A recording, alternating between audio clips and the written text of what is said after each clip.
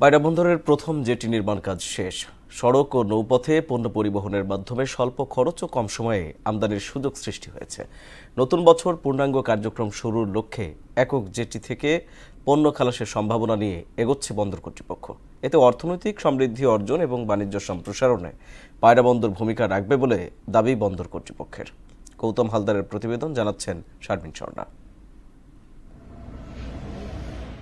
বঙ্গোপসাগরের নিকটবর্তী পায়রা বন্দরের ৭২ কিলোমিটার দৈর্ঘ্য এবং ৭ কিলোমিটার প্রশস্ত রামনাবাদ চ্যানেলকে ঘিরে দেশের বাণিজ্যিক উন্নয়নের সম্ভাবনা সৃষ্টি হয়েছে। ৩,২৫,০০০ বর্গমিটার ব্যাকআপ ইয়ার্ড সহ অন্যান্য স্থাপনা নির্মাণ শেষ পর্যায়ে। ১১,৯,৯৪,৩৮৭ টাকা ব্যয়ে ৩৯,০০০ বর্গমিটারের জেটিটি নির্মাণ হয় গত ২৭ নভেম্বর। এটি নির্মাণ করে ঠিকাদারি প্রতিষ্ঠান সিসিইসিসি কোম্পানি।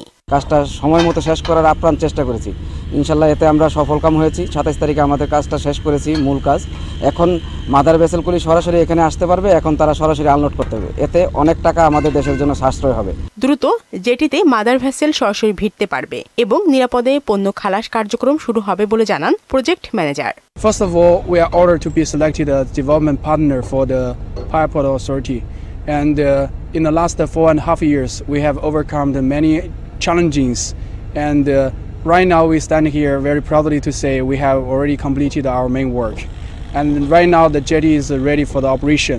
জেটিতে একই সঙ্গে ২০০ মিটার দৈর্ঘ্যের ৩টি জাহাজ নোঙর করতে পারবে। পণ্য খালাস করে সড়ক ও নৌপথে কম সময়ে অল্প খরচে পণ্য পরিবহন করা যাবে বলে জানান বন্দর কর্তৃপক্ষের চেয়ারম্যান। এই পায়রা বন্দর থেকে আমরা ইনল্যান্ড কোস্টারের মাধ্যমে আমাদের যদি সার বিসিএসির মাধ্যমে যে খাদ্য, বিএডিসির মাধ্যমে যে খাদ্য, এইসব যদি আরও পরিবহনের পরিমাণ বাড়াতে পারি, আমাদের এই বন্দরের ভূমিকা অনেকাংশে বেড়ে যাবে বলে আমি মনে করছি। জেটিটি পুরোদমে চালু হলে বন্দরের মাধ্যমে দেশ অর্থনৈতিকভাবে গতিশীল হবে।